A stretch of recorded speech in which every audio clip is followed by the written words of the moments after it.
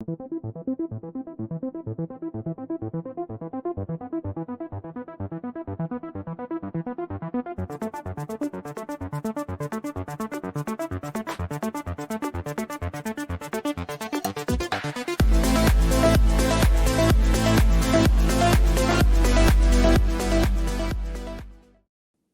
we're back with some NBA observations right here on the Lakers Fast Break podcast. Make sure you like and subscribe.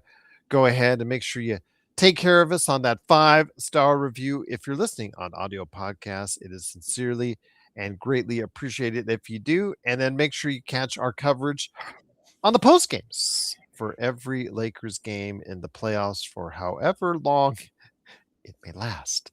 And we'll see how long it lasts indeed. But here to go ahead and discuss his NBA playoff observations. Good man indeed. It is, of course, the guy behind so much of the work that he does, the New Century Press and the Suave Report. It is Calif Poncy. And Calif, great to have you here. We were talking before we went on the air about WrestleMania and all the good stuff and by weekend there. But I told you, you got to go ahead and experience it sometime yourself. If you're a wrestling fan, it's a bucket list thing to do. And I'll leave it at that. How you doing, my friend? I'm doing good. Fresh off quite the sports weekend. Yeah. Night 1 WrestleMania, maybe not great, but night 2, awesome. NBA playoffs. Sometimes awesome, sometimes not, depending on the game you're watching. But tonight we've gotten some good ones. And when we're recording this, we're at halftime of Wolves Nuggets. So look like we're going to have another good one here. At this point, but yeah, so just a fun time through the weekend for sports and sports entertainment, depending on how you wanted to find one of them. But had a good fun weekend of high level live action sports, so it was good. I told you before we went on the air, I said, I know night 1, if you watch it on the TV and if you watch it up close in the ring, it was what it was. We likened it to like a TV taping or just a Raw or whatnot level card. For me, seeing 2 ants running around in the ring looked fine to me, but when Liv Morgan won and lightened up my daughter as far as she just went ballistic and was so happy, it was worth every dollar right there. And all you can ask for. All you can ask for. And everybody in the wrestling, everybody was just so cool. Whether or not you liked Cody or you liked as far as Randy Orton, or even some people like Pat McAfee. Oh. Still can't figure that one out, but so glad he's off my WWE television. I remarked to my friend, though, I didn't tell you this, remarked to my friend that with Seth Rollins in the Gunther match, Seth Rollins, I don't know if people like him or his song. I really think people just like his song. I don't think they really care about him too much. I really think that they just want to sing the song when it comes to Seth Rollins. When he's down and he's hurt, they'll just start singing the song. I'm not sure they're actually rooting for him, Caleb.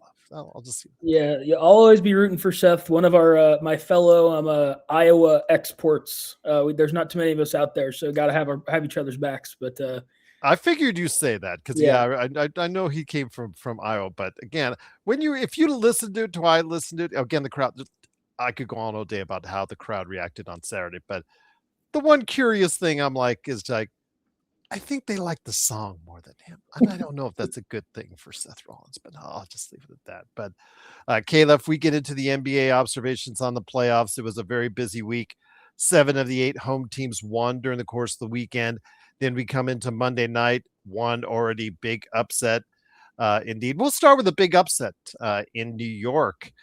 New York, before the season, fancying themselves and lining themselves. New York was abuzz with the thought that, this could be the year they could finally go to the finals and get a chance to go all the way. And it hasn't quite worked out like that. And mind you, they got a split in New York and life's not over yet, but I'm kind of depressed because the fact now that as far as CJ McCollum, who I was kind of hoping that the Lakers would get on like a mini mid-level or whatnot, ring chasing and things like that, that's out the window because he has come to play and he is carrying the Atlanta Hawks on his back, my friend, with a late shot today to seal the victory for Atlanta.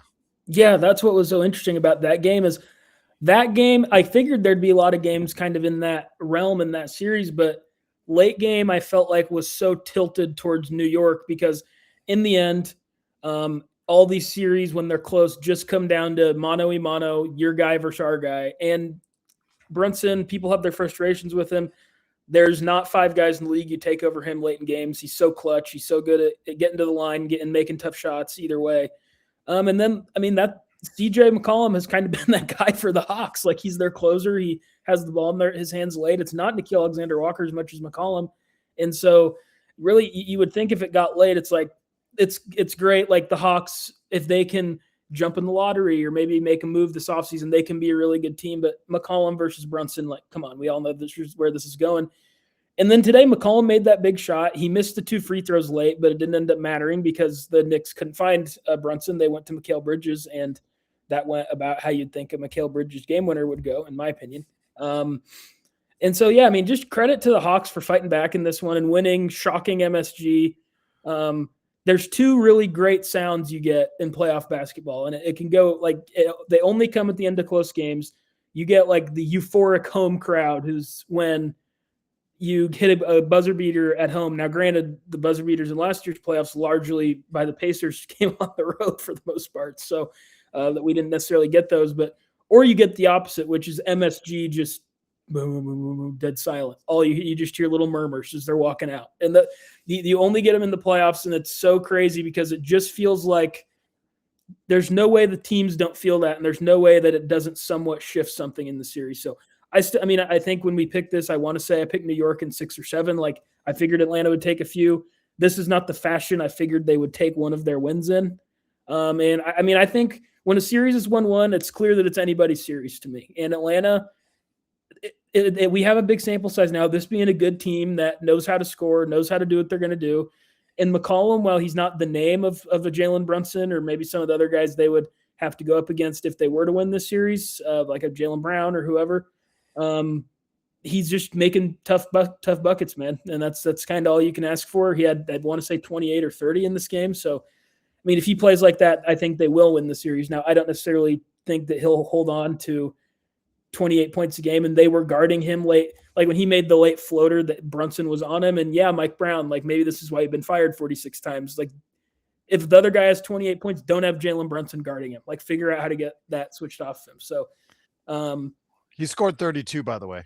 Yeah. Okay. Even better. He had 28, I think, when he made that floater. I'm like, why is Brunson guarding their best offensive player in this game? So, I mean, you'd think both teams are going to make some adjustments, and I still favor the Knicks slightly, but this one's going to be fun, and it's good because, I mean, we'll get into it, but a lot of these series, like, I just don't see much fun upside. Like, it's kind of like, oh, well, Portland's hanging around, and they lost by 12. Like, just kind of feels like what's going to happen in a lot of these. So, any of these that can be fun, we need to be fun, and we saw that with that game. And now, I mean, here, like I said, here at halftime, we're tied in Wolves Nuggets. So hopefully a few of these are going to turn around for us. Cleveland has the early 2-0 lead. We talked about Cleveland last week as far as a team that if they put all the pieces together, if finally they could get those guys that we've talked about for a while to step up in the playoffs, the James Harden to finally shake off the ghosts of playoffs past, Evan Mobley to finally realize, hey, I got a world of talent. Maybe I should start using it in full. You know, things like that. And Donovan Mitchell playing in the playoffs like he did the first half of the decade. And that, you know, what those guys are starting to put it together. They're up 2-0 on Toronto. I'm not really surprised about this, my friend, because it looks like the thing is where if Cleveland, they're just building confidence right now. And if you have Max Strus firing away off the bench as well, that's a recipe that could be at least some trouble for some other teams later on in the playoffs. Yeah, I mean, Cleveland's been all about their upside all year, right? I mean, you just talked about that. Like we talked about that last week. This is a team that clearly, I think we both had them in the conference finals. Like this is a team that clearly has the talent to go toe-to-toe with anyone in the East, if not the league.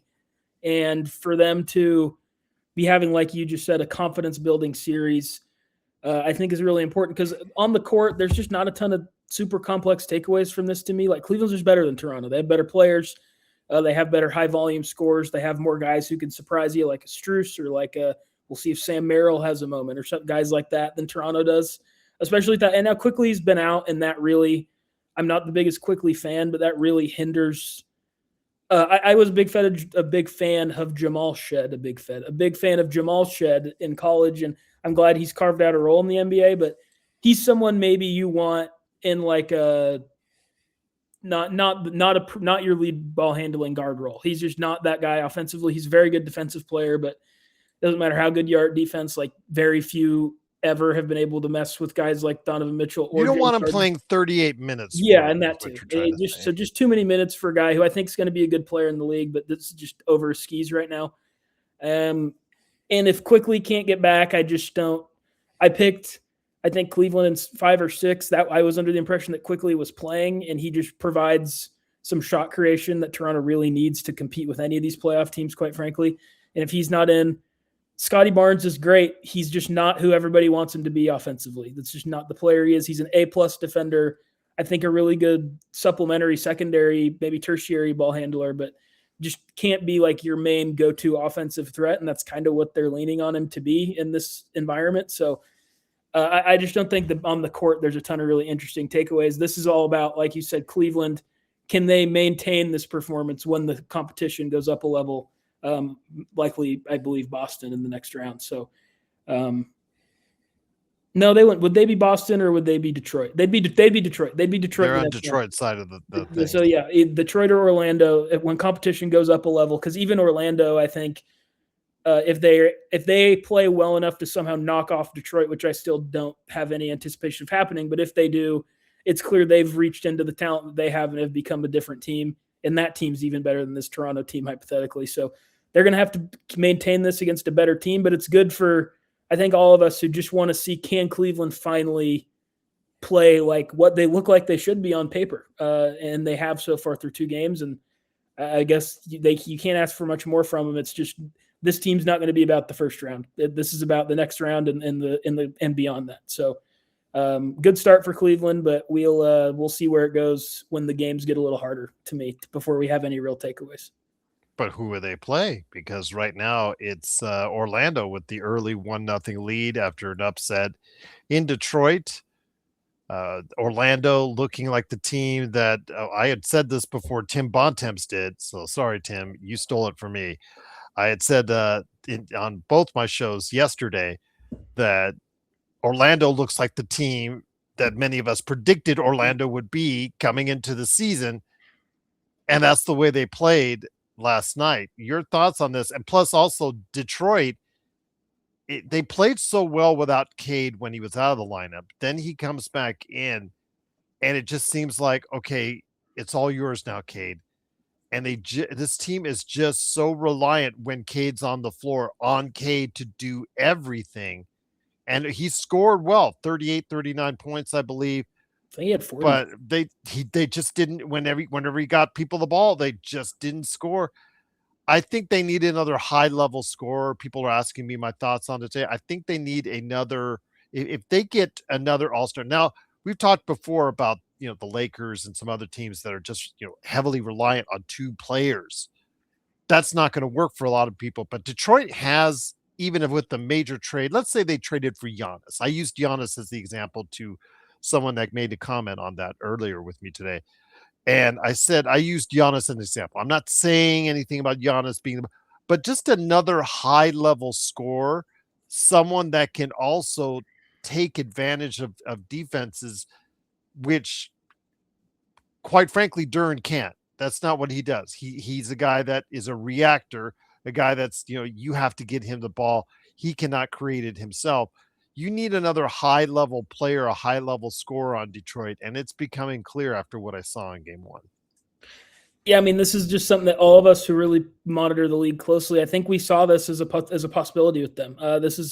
Everyone was pointing to a guy like Michael Porter Jr. at the deadline. Just, I don't even think it needs to be like a star necessarily. Just someone you can go to, because Duren is like a great pick and roll partner, awesome rebounder, sets the tone.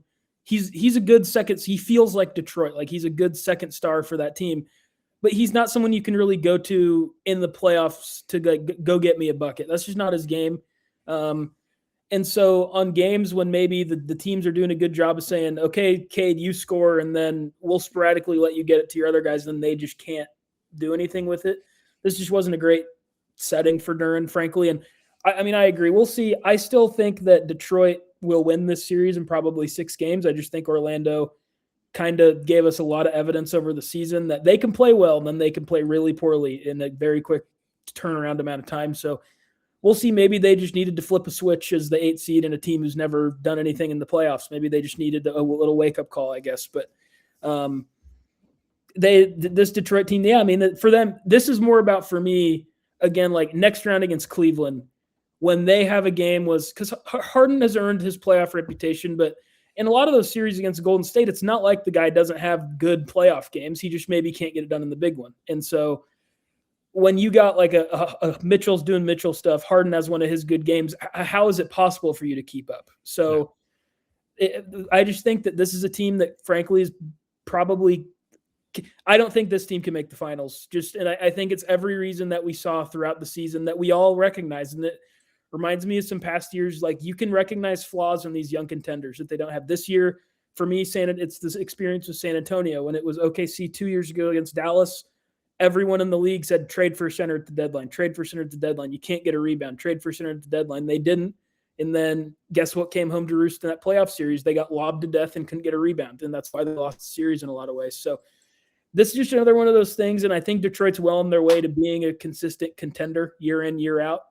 But right now, this is going to be a tough series. I'll still take Detroit in 6, but if Orlando can play like they did in that game 1, obviously, they have a shot to pull off a pretty big upset here. And Paul, I mean, this was a perfect, I think, week to encapsulate the Paulo Banchero experience. It just, everyone says this is the worst contract, PB no J, whatever you want to say, all the nicknames you want to give him, whatever you want to call him. And then he has games like that one where it's like he's so big. Like, every NBA player is big, but Paulo is big and tall and thick and strong. And there's not a lot of people like that really that are as mobile as he is. And if he can have that mid-range jumper going in, he's a great player. Now, the outside shot, you're going to want more, but if he can play like he did in game 1, Orlando's a real threat in this series. And I even think that it's like you said, like Bontemps said, I think like Zach Lowe even said last night, like, I don't think it's shocking to any of us that this is in Orlando. Like, just look at the roster and it's clear the talent's there. They just haven't done it all season, and maybe it seemed like they gave up a little bit. Now it doesn't look like they're necessarily on the brink of giving up anymore. It looks like they want to stick around in these playoffs. So we'll see if they can play up to their talent level. But if they're able to, it'll be a really one of the more exciting first-round series we have for sure. Once again, it's Calif Poncy. Please go ahead and check out what he's doing at the New Century Press and also as well the Suave Report. All right. You cover mainly what's going on with the Oklahoma City Thunder. Here it comes. I've said this, and I said this with Legend last night, and I said this in relationship not just to SGA. I said this in relationship to also as well Jamal Murray, who in the first game with Denver, Minnesota, had 16 free throws. 16 of 16 Jamal Murray did. SGA shot 5 of 18 in his game for OKC against Phoenix, 0-4 from 3, and they still won by 30. And no, it wasn't based on solely whether or not SGA won or had a good game or not, but it was definitely the worst playoff game of his career, shooting wise. But he did have 17 free throws. Now, was that the difference in the game? No, there was still a lot more to go. Jalen Williams was Jalen Williams, and among other things. So, but I want to say this. I want to say this. I said it to Legend last night, and I said it also on my Lakers latest show.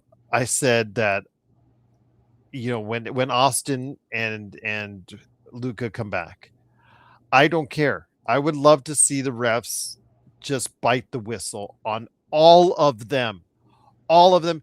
All the foul merchants. Let's just call them all foul merchants for lack of a better term. The SGAs, the Hardens, the Murrays, the Lucas, the Austins. All the guys who can and quite often do get over into double digits a game. Cade Cunningham to a lesser extent as well, but because he got 11 as well. But I just would rather see them choke on the whistle in the playoffs. I don't care about the regular season. Regular season, you do what you want. But what I liked in that Orlando-Detroit game, yes, they called 11 free throws for Cade Cunningham, but as it got down to the final quarter, Calif, they stopped calling it.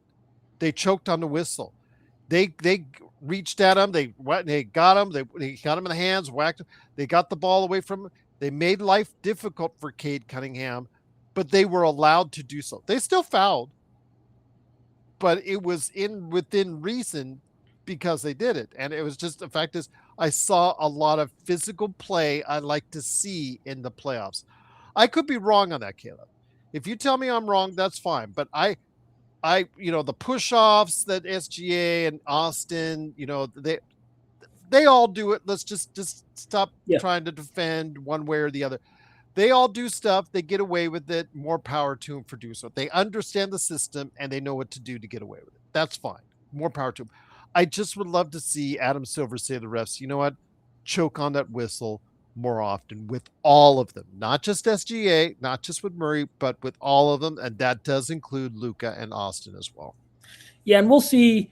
I don't want to overreact to game one, but I mean, even watching that through the Thunder lens, like there were some of them where, I mean, these guys do just get fouled a lot. It's really physical. It's the playoffs, but I kind of agree with the sentiment. Like if they were all under 10, I would be so ecstatic because then you could see exactly what these guys will actually do in a playoff setting like this and not be so dependent on one facet of the game. And I thought the Thunder game officiating was interesting because really early in that game, Dylan Brooks picked up a flagrant and he hit Chet in the face, and it was probably on purpose because he's one of those Dylan Brooks, like Dylan the villain. We know who these guys are, right?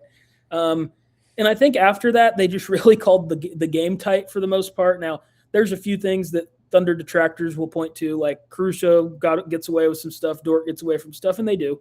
But I just want to see this be more of I want a higher sample size before I say I think it's problematic because. But it's not just him. Again, Murray I know, goes to line 16 of 16. That to me is a problem. Yeah, I just mean like I want to give the refs time throughout the first round in all these series to kind of adjust because this is like everyone wants to point to it's SGA or it's Luka or whoever. This is all a copycat league. Like everyone kind of gets on SGA for the little forearm shiver that he does. But if you watch, he takes advantage of it. More power to him for doing so. But I just don't want to see it in the playoffs. Absolutely, and he gets away with that, and he's better at it than everybody. But my point is, like, it's a copycat league. All these guys really kind of try to do the same stuff, right? Like they all. And Edwards gets to that a lot. Like Sid Reeves gets to it. Like they all kind of have these same tricks of the trade that they do to create space, get fouls. So I just want to give the refs maybe a round to adjust to that and say, okay, this is what we're seeing. We want to stop this in the playoffs, regular season, like you said. Whatever, people are going to complain about officiating in the regular season. That's just where we're at. But I want to give the refs some time to adjust as a whole for every player. I agree. Because even watching that through the Thunder lens, there's some where I'm like, all right, like I guess it's it's the Thunder fan argument where it's like, yeah, he got fouled. But of course, like if you're being real about it, like you watch these guys and Lukas and SGAs, like they get fouled one way or another on 80% of plays. That's just how good they are. No one can guard them. But at a certain point, like if you're going to give them the advantage of the forearm shiver, which SGA does more than anybody, I'll be the first to admit it, then you got to kind of let them play back in the playoffs. And I want them to adjust to that. I agree. So I don't disagree with what you're saying. I just want to give them some time to breathe and maybe not react to it after most of these games most of these series have only gone one game. But if it's a trend that continues, then I agree. Like I mean, SGA is great, and if it makes the Thunder win a championship, I hope he shoots 45 free throws a game. But I don't really want to watch it, right? Like I would rather have it be how Game 4 was last year, or a lot of neutral fans, or mostly people who lean anti-Thunder or pro-Pacers will point to that Game 4 he had in the finals last year where he kind of gets tripped a little bit, but probably gets away with the travel, and he got some calls down the stretch. But really, that's just like one of the SGA games where it's like that's his shot creation, and that's why they won that game. And if they don't win that game, they don't win the championship. That's what we're here for. No matter if it's SGA, Luka, Harden, Mitchell, whoever you want it to be. we want more of those moments. And that the way and how tight they've been calling it through game ones, that's just not really leaving opportunities for that to happen. I mean, just on a more like an on the court basis, like that was SGA was terrible in that game. Like he just looked. And that's the thing I wanted to mention. Phoenix, if you're a Phoenix fan, you should just be kicking yourself in the head. 5 of 18, 0-4 for the MVP guy is going to be named MVP here in a few days. And you weren't even close. That is just absolutely just, you're going to be kicking yourself for that one. Yeah, I mean, I think a lot of people picked a sweep in this one, and it's just these are just teams on different ends of the talent scale. Like this is just SGA played terrible. And OKC's shooting as a team wasn't great, but their defense, I mean, that was a good reminder to some because, I mean, we all get bored during the regular season. We want to point to why this team can do this. And when OKC turns on their defense and Jalen Williams specifically plays well offensively, I don't see a team beating them this season. I mean, they're just so ravenous, and they do a lot of it without fouling, contrary to maybe online. And they do also get away with some stuff, and they're really physical, but Alex Cruz, I mean, you had in LA, Alex Cruz just has great hands. Lou Dort is smart and knows where to be. Like Chet Holmgren is the second best shot blocker in the league. Hartenstein's smart. Jalen Williams is so in it. He's a smaller version of it, but kind of in that Paulo Banchero way. Like all these guys are big. He is a big, thick guy that they don't make people built like him. So, I mean, this just isn't the series for Phoenix. Like it didn't matter what of these teams it was going to be. I mean, the scary thing for everyone else, I think, is even listening in, Bill Simmons. I know he's not the most popular guy in Lakerland. I understand that. Believe me. Okay. I've always liked him. I grew up listening to him. It would be awesome to have, not even considering the fact he sold his company for $300 million, like just to be able to do what he's done for a career, an inspiration, all the stuff, right? Whatever. Trailblazer in sports media. This seems to kind of have this prerogative that like he really has mentioned like 4 times. Like, what if the Thunder trade Jalen Williams this summer? It's like they're not trading him, and everyone's kind of forgotten how good he is and forgotten how unhealthy he was all season, even when he was on the court. And I think last game was a good reminder. Like this guy made All NBA third team last season and scored 40 points in the finals for a reason. He's a volume scorer. He is a good outside shooter. He's elite defensively. He is so. I mean, that's why I think OKC can afford to trade a Dort or a Wallace or a Caruso if they choose this summer, because he's underrated defensively and can probably slot up a level in the pecking order if they want. And he had a couple moments. He had one in the first quarter, I think. He went on a little 5-0 personal run where he hit a 3, and then it might have been Jalen Green he was on where he just did like a 7'5" wingspan, poke the ball out around the guy without reaching, go around him, get it, and dunk it. That just not very many people do anymore. Like it's just not. So OKC, I thought that was a good reminder to everyone of what they can be when their defense is humming and their co-stars are playing well. And again, that was with SGA maybe having his worst game of the season. And he's not going to get 17 free throws a game. That was his career high for free throw attempts and makes in the playoffs. Like that was an outlier game. And even based off his last 2 years where he played a lot of playoff games, but he's going to be more efficient in the next games. OKC's most likely going to play way better on offense, and we've seen them maintain this level of defense for long stretches. So I don't see any way Phoenix wins a game. Like you said, if they were going to win a game, it was going to be that one when SGA was off, and they just weren't even. I mean, the backups were in for both teams with 9 minutes left in the fourth quarter in a playoff game. So it's just this is a sweep. I don't see any way around that. Something injury related would have to happen, or like a historic shooting outlier game. Those are the 2 ways I could see maybe Phoenix getting a win. But if not, this is a sweep. I did want to also mention as we turn now to Denver and Minnesota. Right now, as we're speaking, Denver is leading by 3. But I wanted to make my point on how much better it looks as a product, as far as when you don't have one individual constantly going on a parade to the free throw line. Jamal Murray still has for the Denver Nuggets right now 28 points. He is still going unconscious, but the thing is he's not doing it from the free throw line. Caleb, he's only taken 2 free throws. That's what I like to see, you making him earn it. If you're the refs out there on the court with shot making and shot taking out there from 2 or 3.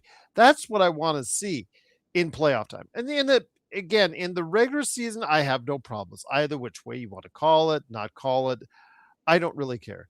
But when the playoffs, you got to let things go. You got to let things slide, and you cannot have the free throw line for one player be the ultimate determination on who will win and who will lose. Yeah. And I think I know Chris Finch was so upset after game one because that was exactly where, with 16 out of 16 for Jamal Murray, where Denver won that game and Minnesota lost. Yeah, I mean, it was more consequential than that. I mean, you said it earlier in your kind of thunder, like that's not what decided that game. No, I mean, that was a blowout. That SGA happened to get 17 free throws in more than it was like a blowout because he got 17 free throws. It was determinatory. I don't know if that's the word. It played a big part in determining that first Denver Minnesota game for sure. And so, I mean, I agree with you. Like I think are in pretty locksteppy. I think we have similar mindsets with this foul bait, foul, whatever merchant conversation that goes on. The reality of it is like these guys just get fouled a lot. They're so good. They're so hard to guard. You can look back at all these high volume scoring guards throughout history. Like there's a reason there's a common denominator that all of them are over 8-9 free throws a game without fail, no matter who it is. But I agree. You want to see him swallow a little bit in the playoffs. And I mean, that's where I do get the frustration if you are someone who doesn't like Oklahoma City, is like they are allowed to have that physicality on the defensive end with Dort, with Caruso, with even J-Dub and Wallace to a degree. And then SGA has these 17 free throw games. And if you're going against them, you just kind of like, well, are you going to let us play physical or are you not? Like you kind of got to pick your battle. Which one are you going to do? And that's what I think a lot of the frustration with OKC is based off of. And I think that's legitimate, even as someone who thinks the SGA foul merchant, whatever thing is really overblown, especially if you just take a step back and look at it through a historic lens. But in these playoffs, yeah, just let them play physical and just call it even for everybody. If you're going to let OKC maul people, which they do, then, I mean, let them be really physical with Shea. And obviously, like, he gets fouled a lot. He's going to get his free throws. We saw that last year, like everyone, that was kind of what people pointed to with OKC for the longest time with him was, we'll just wait till the playoffs. And then he got to the playoffs and had the most 30-point games in a playoff run of anyone ever. And, I mean, he doesn't need them to score a lot of points, but he does get them anyway, right? So, I agree. I'd like to see him swallow, let them play. And I hope that they maybe get that corrected over this first round when a lot of these series are going to be out of sight, out of mind, probably by game twos anyway, in a lot of them. But right now it is Denver with a 6-point lead. So we'll see what happens with that one. But again, Chris Finch had a point in regards to, I think, something that is said a lot about these guys. And it's not just SGA. It is Luka. It is Austin. It is James Harden. It is Jamal Murray. And, we cannot continually in the playoffs reward someone over 10 times a game, 10 free throws a game. It just takes too much. It's just a product out there. It's just not good to watch in a playoff setting. It's just not good for the NBA, and it's just not good, period, for competitiveness as far as it's concerned. Let them play in the playoffs. I don't care again about the regular season. You can get 100 free throws in the game for all I mean. And Bam Adebayo almost did. So I don't care. I just care about what it looks like in the playoffs. And the playoffs should be physical. They're hard fought, these intense. That's what I want to see out of my playoff basketball. Yeah, I agree. Couldn't have said it better. And with the other couple games that were on the slate as well for this weekend, you did have, again, San Antonio and Portland. Portland was they hung around. They hung around, but it was never really in doubt. Yeah, if that makes sense. Totally. I just think it's one of those games. There's not a lot to say. Scoot Henderson looked good. If we want to go on and continue on our Portland talks from last week, Scoot looked good. Him and Denny, that was their offense in Portland. And I'll tell you what, for me, who's someone who actually was really high on Scoot, went on this show in the days leading up to the draft.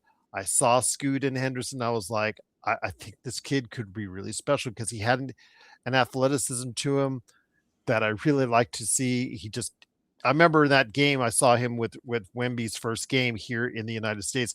Wemby took control the first half, but Scoot finished it for the G League Ignite. And that was what I wanted to see out of Scoot. And I never did because of injuries or just is not adapting as well as you would like. which was weird for someone who who bypassed college and chose the G League Ignite to play in that environment and just looked like he had just learned nothing coming out of it. And it, for the first 2 years in Portland, lost years. But if they can get this out of him, if they can get this out of this kid, I mean, I don't expect a very long series for Portland at all, but it does set them up for at least a good future with a foundation with him and Denny if he can continue to grow and build upon what he's doing right now. Yeah, I'll say San Antonio in 5. I think maybe I pick 4. I think I probably pick 4, but I mean, I think Portland, I don't see it more than 5. No, I don't. Then that's like I root for Portland. One of my best friends is a Portland fan. I really like watching their team. I kind of like how they've built it. So I'll like kind of biasly maybe a little bit give them a game, honestly, but they're a talented team. San Antonio, you said it best, where it was always within reach. Like it's just one of those games that you kind of have on and you don't really need to pay that much attention to it. But if you are, like, you're just like, well, maybe, they're a runaway, a couple threes. And they got it down to 2 right out of the half. And that was kind of the one time you're like, okay, here we go. Like, let's see what's going to happen down the stretch. And then they did what Portland does. They turned it over, I think, literally 5 possessions in a row. Vassell hit a couple threes. It was 12 as fast as it was 2, and the game was over, and it never really got close again. And so that's what's probably going to come down to, and that's always why Portland's ceiling was pretty limited, is just they just don't have a guy on their team who really you trust to take care of the ball as good as Denny is, as good as Drew is, as good as Scoot is. Like Scoot and Denny both are just really pretty high turnover players for their position. And that's really one of the superpowers of the teams. If you look at the really great teams right now, like OKC, that's SGA's secret thing. He doesn't turn the ball over. Jokic, obviously, then he never really has turned the ball over. He went through that weird stretch during the season where he was turning it over. Denver slid. Like that's how, and then he stopped turning the ball over. Now Denver looks like a title contender again. If you're going to give the ball away in this modern NBA where teams are really being a lot of pressure on defense, really physical, it's going to lead to faster offense than ever.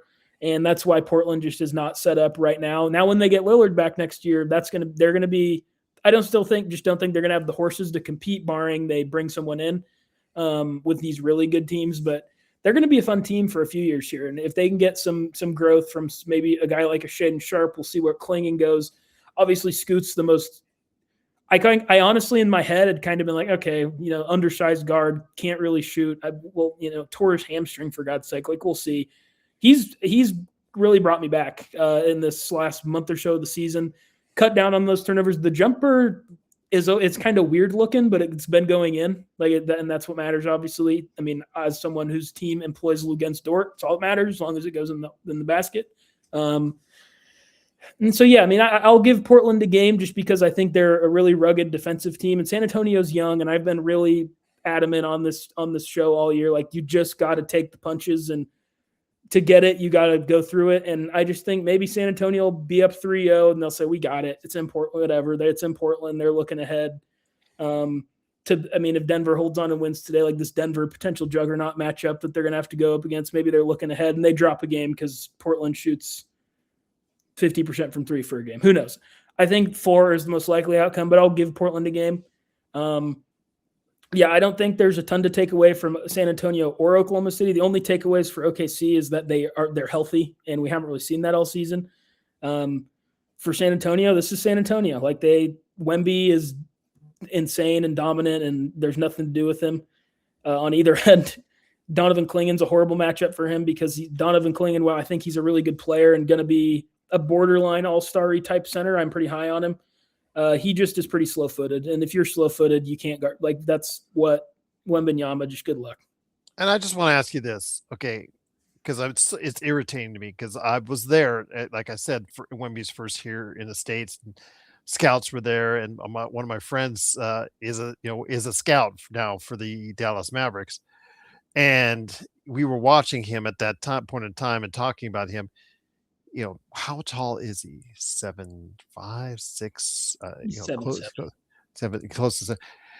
Do not tell me, NBC, stop telling me that he's 7'4" when you see him lining up for the opening tip against Klingen, and there's no way he's just an inch taller. He's 7'7". He's 7'7". I don't know. pardon the pun here, don't sell him so short. Yeah. No, seriously.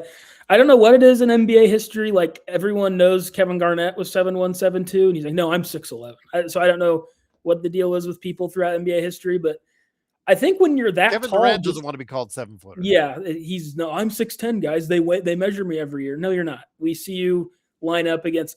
Speaking of, I saw a video of him and Wemby today, and like he is not that like he's a good bit shorter than him because everyone is, but it's not like a 6'10" guy looking up at Wemby who's almost a foot taller than him. He was like 5 inches shorter than Wemby. He's like 7'1" or 7'2". I don't know why he runs from it.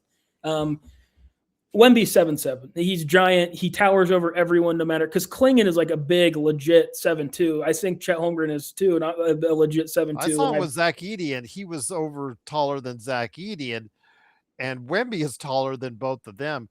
And the thing is, Caleb, Wemby didn't even impose his will on defensive. The defensive player of the year, who was just voted that, didn't even, only 5 rebounds, and I think he had 1 block shot, if I remember.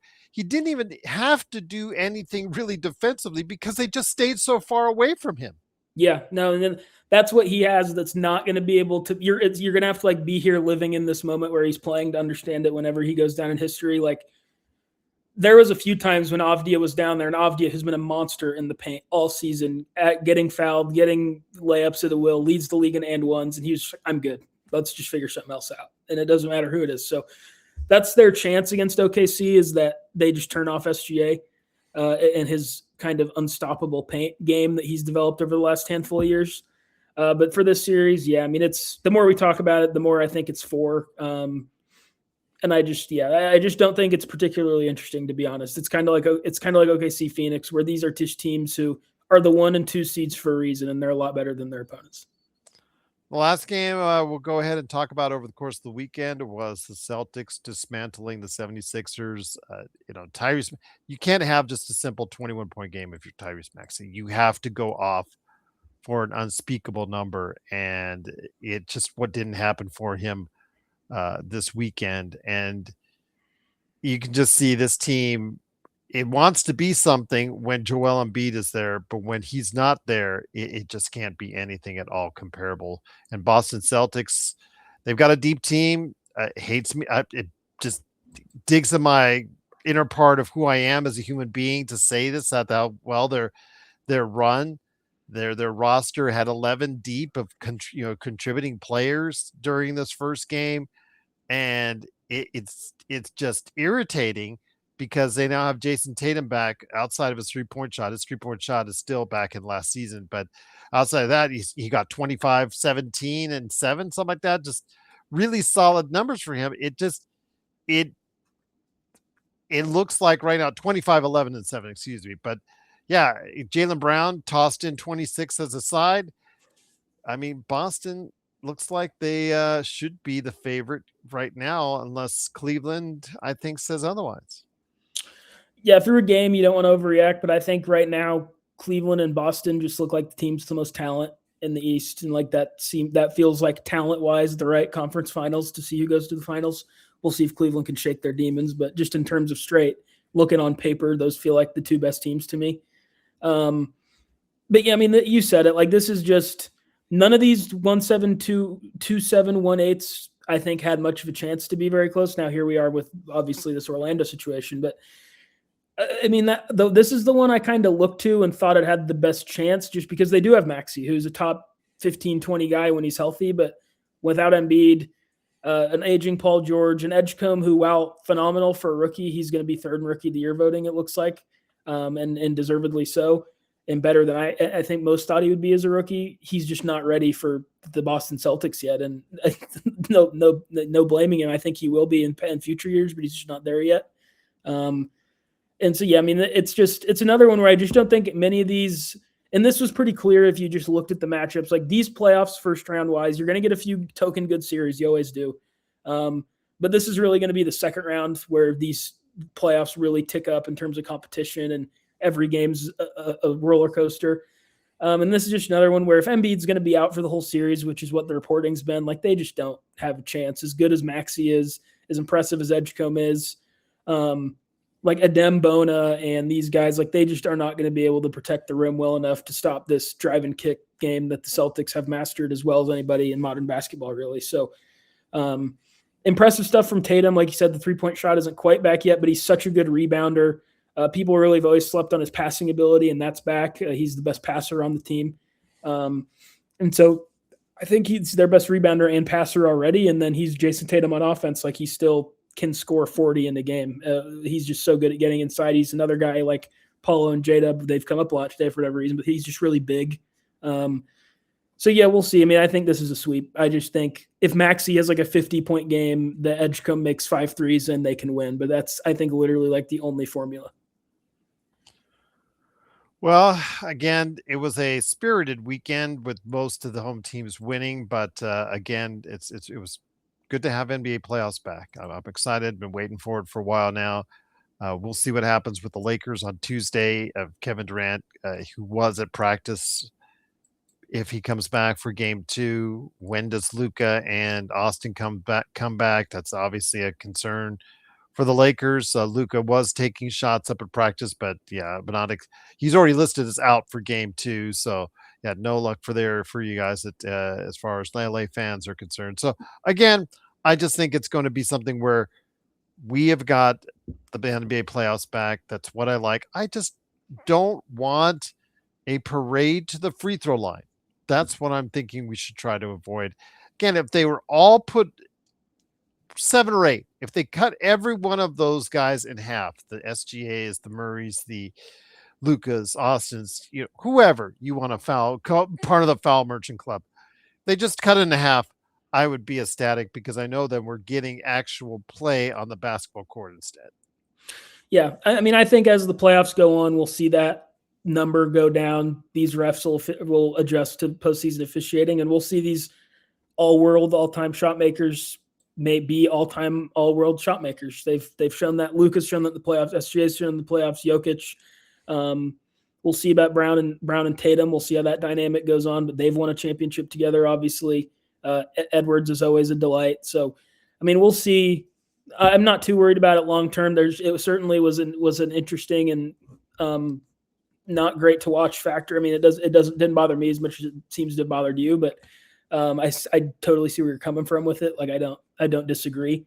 So yeah, I mean, we'll see. I think it'll be fine as the playoffs go on, just like it is every year. I think there's always an adjustment. There's usually like a big free throw game. Fans are unhappy with the officiating in the first round. When I think a lot of this, like the series you're looking at where they're unhappy is now. This Minnesota-Denver one is an outlier because I think most of the time it's things like OKC and Phoenix where Jalen Green's in the post game. Like there were some bad calls tonight. It's like, yeah, Jalen, you also took some bad jump shots. Like maybe make something and then you can complain about it. Like they just played really bad. They were outmatched.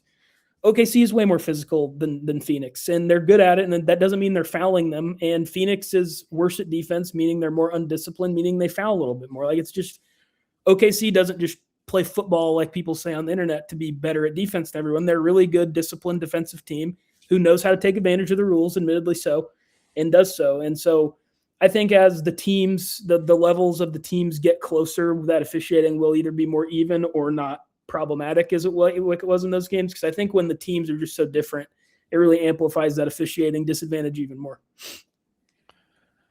So one of the things I do want to go ahead and talk about before we leave, I want you to take some time to think about this. So next time we can talk about it, discuss, are the teams that just got their paycheck released from the NBA playoffs and on their way to Cancun, the Miamis, the Charlottes, the Clippers, and the Warriors. 3 of those 4 teams, I think, have some really hard decisions to make. One of those teams is just like, okay, they had found money. And even though I think you, I, and especially Matt John he was really on the Charlotte Hornets train. It unfortunately it stopped right there in Orlando. Obviously, there's a bright future for Charlotte, but for the other 3 teams, I think we need to go ahead into a deep discussion on what those teams, with older players, that they might have to start making decisions on, especially in Golden State's case where they could lose They might be losing Kerr. We might get an announcement on Kerr as early as this week as far as whether or not he wants to stay, but it looks like he's not going to stay just from his appearances and his goodbye powwow with, you know,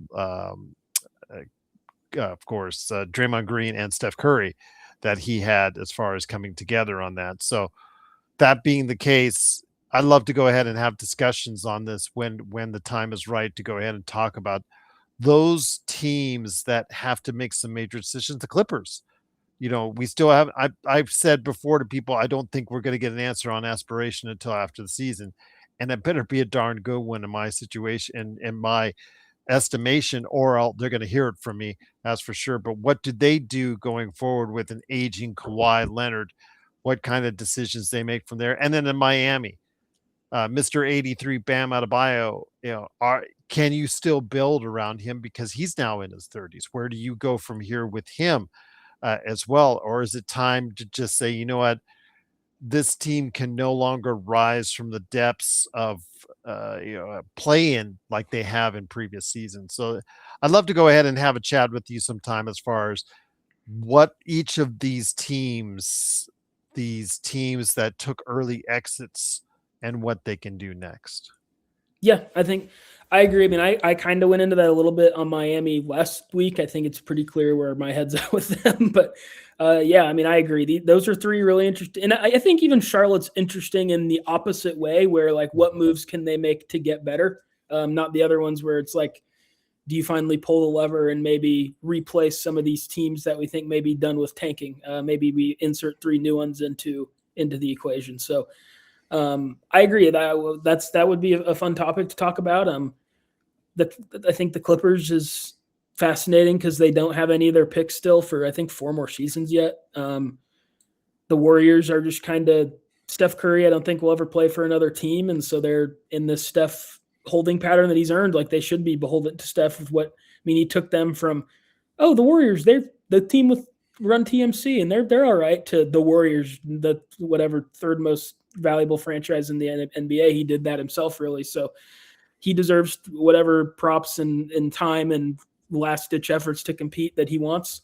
And then Miami is just, I went into it last week. There's just, they don't have that much talent. We've arrived there finally with Miami, where you just look at it and I don't know where they're getting it. So I agree that we can doing in-depth stuff on all those teams. Maybe that's what I think we should do is while we do playoff observations, do at least one detailed analysis on each show, or two. Let's just, maybe two. Let's do two on teams that are not in the playoffs and what you feel they should do next. Sounds great to me. I agree. Yeah. There you go. Indeed. But Calif, before we head on out, are you doing anything on the New Century Press or at the Suave Report in the coming days? I don't think I'll have anything by next week, but I've started to put something into motion with the Suave Report. Now that the Thunder have a lottery pick, we got to look at the draft too. So I'll have some Thunder draft. Just give them the number one pick. Just go ahead. Just give them number one pick. I wouldn't. Let's just piss everyone off. I wouldn't complain too hard about it. You want to embarrass the Clippers for aspiration? There you go. It's just one final nail in the coffin for the Clippers. Let's just do that. I would love, because Clip's going to clip, as a Lakers fan.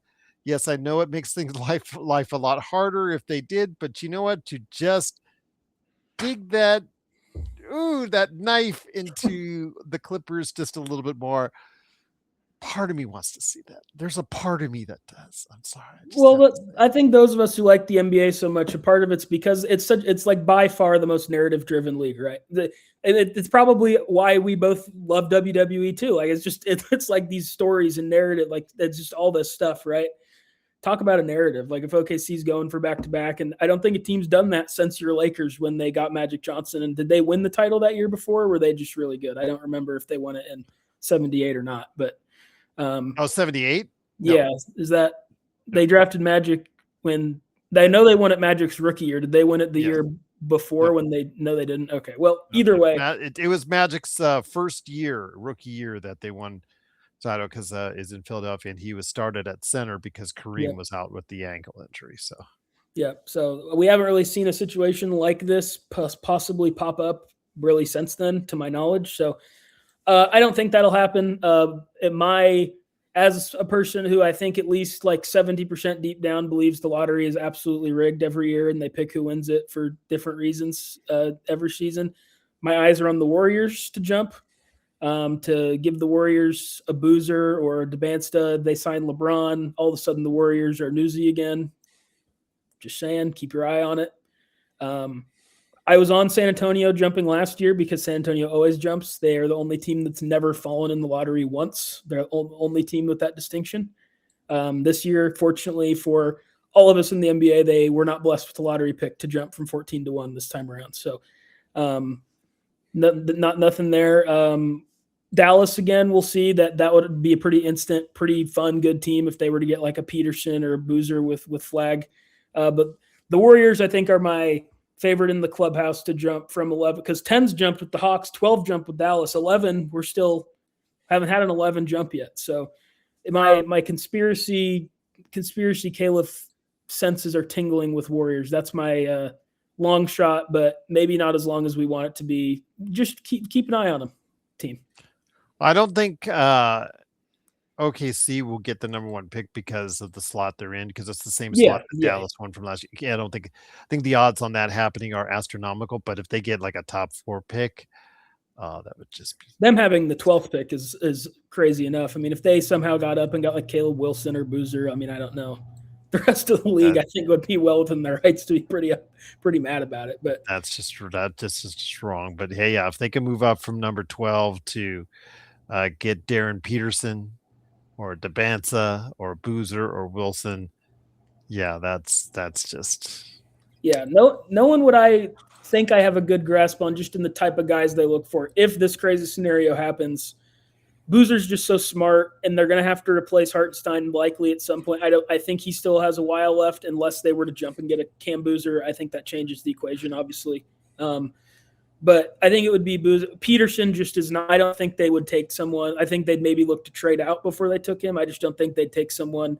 You look at these OKC guys, and even back to the Russ and KD, the only guy they've ever drafted that isn't like a complete obsessed with basketball, loves the person, is Harden. And then you look at Harden, and that's just kind of his stick because he has his nightlife, whatever, in the studio with rappers, going straight to practice, all the stuff that he did. But then the way he developed his game to be good, like there's clearly no one spent more hours in the gym than him with, like, it's all mechanics based. Like he clearly loved the game. He just did it in his own way. So I don't think they'd be a Peterson team. Caleb Wilson is just such a thundery guy. Now, if a sneak peek to my piece that I'm thinking of working on, Yaxel Lendenborg, very thundery. The only thing that pauses me on that is that he's older, and historically Presti really uses all his draft picks as shots, even back to the last iteration of the team. Like they took Darius Baisley, and they took Terrence Ferguson, and they took Perry Jones, not Perry Ellis. Perry Ellis did not make the NBA. Perry Jones did. And they were all these former 5-star shots, when in reality, like, Sam, you're great, but just take OG Anunoby maybe in 2016, or maybe, whatever, who knows what that changes. But he likes to take his shots, and I don't think Yaxel is that. So that's the only thing that gives me pause on that. But Caleb Wilson would be at the top of that list as a thundery guy, just super long, super athletic, crazy motor, not a great shooter, but smart. So I think we probably just wasted 5 minutes talking about a incredibly unlikely scenario occurring, but it's fun for me to think about, I guess. But I will say this: the best revenge on the Clippers would be if the league throws down the hammer down, as they should, 5 first-round draft picks. They void Kawhi's contract, right? And then the next day vacate their only conference finals appearance. They have to do that. Well, they can keep that. They got to have one banner up. Do they? Can't just be Taylor Swift next to them. So they can have Blake Griffin's number needs retiring. They can do something. They can find something to put up there. All right, I'll give you that. But then the next day they would have to go ahead and watch OKC win the lottery. That would just be like. And they couldn't get the Pacers pick. The Pacers pick has to get, like, OKC has to jump, and the Pacers pick somehow doesn't fall. That's right. There's a way for this like to 6 to 10. 6 to 10, I think, right? Or 5 to 10. It has to be.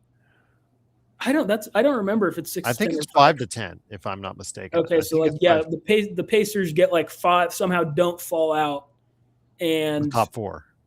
Yeah, so they get the fourth pick. OKC gets like 2. They don't get anything, and Kawhi's contract gets voided. If you're speaking of wrestling again, if you're doing some fantasy booking for the Clippers' complete embarrassment, ruin the franchise offseason, that's an easy one to take some leaps on. Absolutely. So while we'll go ahead and give you our thoughts, our observations on the playoffs, we'll go ahead and take a look at some of the teams. We'll take a look at all the teams on a weekly basis, on the teams that didn't make the playoffs as well. Well, Calif, just great to have you here. Any last thoughts, Calif, before we head on out? I don't think so. I think we kind of covered most everything. I'm really intrigued to see what happens in Game 2 of this Orlando Detroit series. I think Game 2 is going to be really telling. If Detroit comes out and even like maybe barely loses or is clearly right there, because that's what the most interesting part of that game was, is they were right there with the physicality part, and that's what Detroit had over everybody all season. They were just so physical. They felt like Detroit. Like there's a big, physical, strong team that was going to outmuscle you. And then I thought Orlando really matched it. I think they said, we're not going to get pushed around by you. We don't care what the name on the front of your jersey is. So, yeah, I mean, I'm really interested to see that game too. That's, I think, the most interesting game too. Now that Knicks. I mean, these two I think are more interesting that we've had tonight here. But I think that's third, and that's about it. I think that concludes my thoughts. There you go, indeed. But it is Calif Poncy. Please go ahead and check him out at the New Century Press and also as well the Suave Report, indeed. Well, Calif and I will be back next week. I'll have hopefully more NBA observations with Matt John later this week. And of course, don't forget the Lakers post games starting on Tuesday night as well. But thank you so much for joining us. Make sure you like and subscribe. If you're listening to us, that 5-star review really helps us out. And it goes a long way to go ahead and continue for us our NBA observations.